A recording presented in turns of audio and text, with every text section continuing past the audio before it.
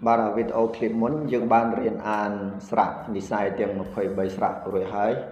hay là trong clip video này dương riêng so xe sạc to tiền trong một chỗ đó ca xe xong bốc mà đài nó pháp ở côn triêm để so cái đá chân uốn rồi có shipper nó màu đáy chẳng phải triêm bốc côn triêm rồi hay chẳng được chặt đào mà lên xe bàn ấy ta những chỗ sra number 4 គឺស្រៈ A ហើយនេះស្រៈ A នេះជាស្រៈ A នៅក្នុងទម្រង់ពុម្ពអក្សរ Unicode ហើយបន្ទាប់នេះគឺស្រៈ A ដែលមានបង្ហាញពីលំដាប់ចលនានិងសញ្ញាព្រួយដើម្បីយើងសរសេរតាមហើយកើតជាស្រៈ A អញ្ចឹងយើងឃើញថាស្រៈ A នេះមានពីរចលនាអញ្ចឹងតើយើងរៀននឹងកូនរៀនសរសេរទាំងអស់គ្នាចលនាទី1យើងគូសខ្សែកោងផ្កាប់ពីឆ្វេងមកស្ដាំហើយចលនាទី2យើងគូសបន្ទាត់ត្រង់បន្តចុះក្រោមអញ្ចឹងបានជាស្រៈ A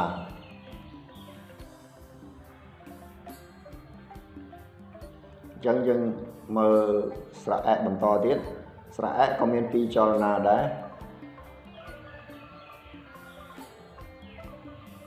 តោះយើងរៀនសរសេរស្រៈ E ទាំងអស់គ្នាចលនាទី1យើងគូសបន្ទាត់ដេកពីស្ដាំមកឆ្វេងហើយចលនាទី2យើងគូសខ្សែកោងបន្តខ្សែកោងបន្តដោយវត្តឡើងលើបន្តិចហើយមកខាងស្ដាំវត្តមកខាងស្ដាំមកប្រសពគ្នាកន្លែងចាប់ផ្ដើមតើយើងមើលលំដាប់ចលនាសរសេរស្រៈ E បន្តទៀតស្រៈ E មានយើងឃើញថាស្រៈ E មាន3ចលនា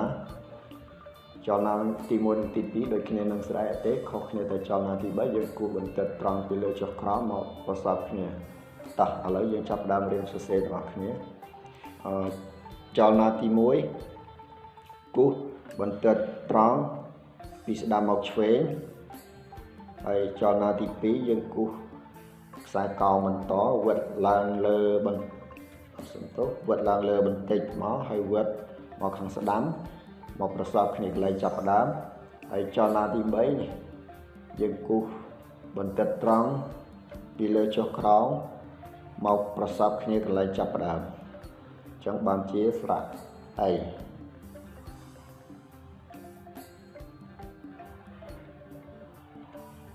បាទសង្កេតមើលលំដាប់ចលនាសរសេរស្រៈ E ទៀតស្រៈ E ក៏មាន3ចលនាដែរអញ្ចឹងយើងរៀនសរសេរទាំងអស់គ្នាចលនាទី1យើងគូស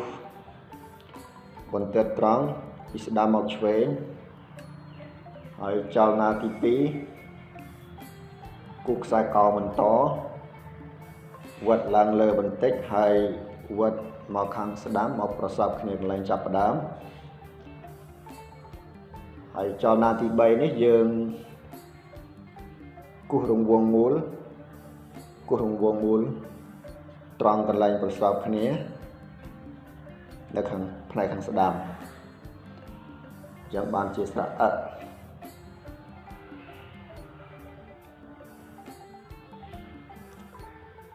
យើងបន្តទៅស្រៈ E មួយទៀតសង្កេតមើលស្រៈ E ទាំងអស់គ្នាបាទយើងឃើញថាស្រៈ E មាន4ចលនាចលនាទី1ទី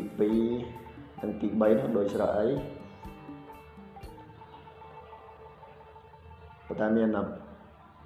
បន្ទាត់ត្រង់ពីលើចុះក្រោមនោះ2តោះឥឡូវយើងសរសេរទាំងអស់គ្នាចលនាទី1 បន្តិចត្រង់ពី